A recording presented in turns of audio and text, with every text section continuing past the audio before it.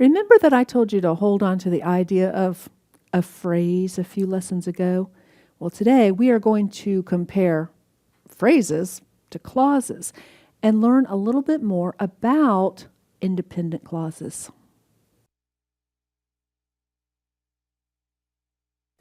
Let's actually start at the bottom of this slide. Many lighthouses are open to the public. That is a sentence because it has a subject and a predicate, and it is a complete thought. It is also called a clause. A clause is a group of words that has a subject and a predicate. And then we are going to learn about two types of clauses. Today we're going to learn about an independent clause that has a subject and a predicate. It expresses a complete thought, and it can stand alone. Now watch this. An independent clause is actually another name for a simple sentence. Now, in our next lesson, we'll learn about another type of clause. It is a dependent clause, and it can't be a sentence, but for now, let's just focus on independent clauses.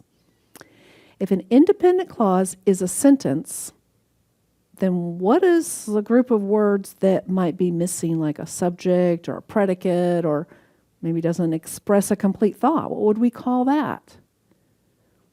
That's called a fragment. A fragment is a group of words that does not express a complete thought. A fragment can be missing a subject, like built on the rocks. That doesn't have a subject to it. Or a fragment can be missing a predicate, like if we said, the tower on the lighthouse. Doesn't tell us what's happening there. Now let's talk a little bit more about the key differences between a phrase and a clause. And if you can remember what I'm going to tell you, it will be a great help for you as you get into harder English. A phrase is a group of words that work together without a subject and a verb unit. Now, a phrase might have a subject, or it might have a predicate or a verb, but a phrase will not have both. In fact, it might not have either, but it definitely won't have both. Let's look at some types of phrases, and we already know a few of them. Okay, you might have a group of words that's a noun phrase, and that actually could be a subject, like the pretty little girl. You might have a verb phrase, like was writing. You might have an adjective phrase, so amazing, or you might have an adverb phrase like very slowly. And we remember the prepositional phrase like under the sun. Now I want you to notice that no phrase has both a subject and a verb. So thinking cat question. If a phrase does not have a subject and a verb, could a phrase ever be called a sentence? No, it cannot. All phrases are going to be fragments or incomplete thoughts. What about a clause? A clause is a group of words that has a subject and a predicate. If it can stand alone, then it is called an independent clause. For example, many lighthouses are open to the public. That has a subject and a predicate, and it gives us a complete thought, which means it's also known as a sentence. Okay? Let me just tell you, it might take a couple lessons for all of this to totally make sense, but stay with me and we will get to the bottom of it. Why don't we take a little break and check on Jeffrey and Ember and see if they're having a discussion about independent clauses and fragments.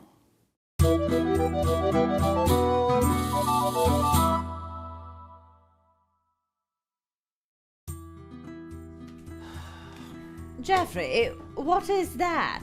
Well, it was the announcement for Lady Isabel's birthday picnic. Birthday picnic? There's to be a birthday picnic? Yes, but What a shame. The wind tore it. I probably didn't nail it up very well. Probably got distracted. You distracted? I'm not surprised. But what does the parchment say? I want to hear the announcement. It says, Sir Robert, Knight of the Highest Order. That is a fragment. Exactly. The announcement is just a piece of what it used to be. There was a knight in the corner, and a trellis of flowers on the side, and a fair lady in the balcony, and now Well, there's none of that. actually, I was referring to the words. That group of words is a fragment because it expresses an incomplete thought. Oh. So it's like the sentence has been torn apart. I see what you mean. Well, I can just add a period to the end of these words, and then it'll No. Adding a period at the end won't make the fragment an independent clause. be an independent clause? What's that? I thought I was supposed to be writing sentences. You are.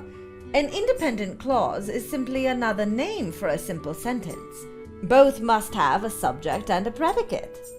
So, simple sentences can sometimes be called independent clauses because they can stand alone as a complete thought? Precisely. Can you tell if this fragment is missing a subject or a predicate? Well, it has a subject, Sir Robert, Knight of the Highest Order, but it's missing a verb. Right, it's missing a predicate. Now think hard. Do you remember anything else from the announcement? Will host a birthday picnic for his wife, the fair Lady Isabel. That's another fragment, and this time the fragment lacks a subject. Well, if I put them both together, that'll be a complete sentence, right? Sir Robert, Knight of the Highest Order, will host a birthday picnic for his wife, the fair Lady Isabel. Yes, that's an independent clause. Well done. Thanks, Embers. I'll get started on the drawings right away. Wait, Jeffrey, out of curiosity, who all is invited to this picnic? Everyone. You, me, we're all invited. Isn't that good news? Well, indeed, but hopefully I'm not the only fire-breathing dragon there. Roasting sausages for the entire town is a job for 2 or 3 dragons at least. All right, let's look at some sentences now, and we're going to figure out if they are independent clauses or fragments. Actually, I should say let's look at some groups of words, and then we'll decide independent clauses or fragments. My friend Emery and her pet hedgehog. Is that an independent clause or a fragment? I see a subject, but I do not see that Emery or her hedgehog are doing anything, or that there's any linking verb that's used to describe them. So that group of words is a fragment. Hedgehogs can curl into a ball for protection. Well, I see some action, and I see what does the action. That can stand alone, so that is an independent clause. You do the next one. Named him Spike the Spiny.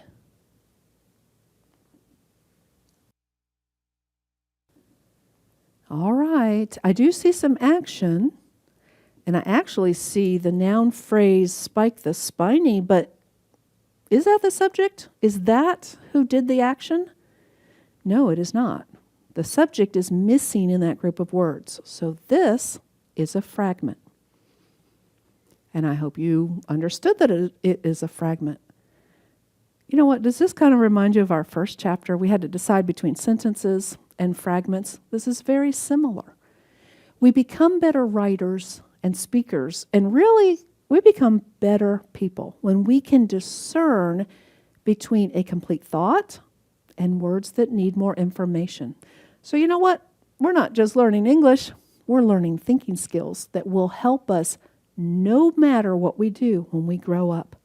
Let's continue. Usually eats mice and insects. What usually eats mice and insects? Hey, where are you today? There you are. I didn't realize that you eat mice and insects. I'm getting hungry over here. Will you be much longer? No, I won't. I will hurry along. That sentence, though, it didn't tell us who eats these creatures. So that means it must be a fragment. But we can make it into a sentence, can't we? How about if we say this? Bats and hedgehogs usually eat mice and insects. This makes it an independent clause. Do notice that I changed the verb from eats to eat because I added a plural subject. Let's look at another one. They are nocturnal animals. Independent clause or fragment? I see a subject and a linking verb, and I'm not waiting for more information, so that is an independent clause. I would like a pet hedgehog someday. I would like are the subject and verb, and it's a complete thought, so that also is an independent clause. Alrighty, I think that you are ready for the front side of your work text page, so do that and then come back when you finish.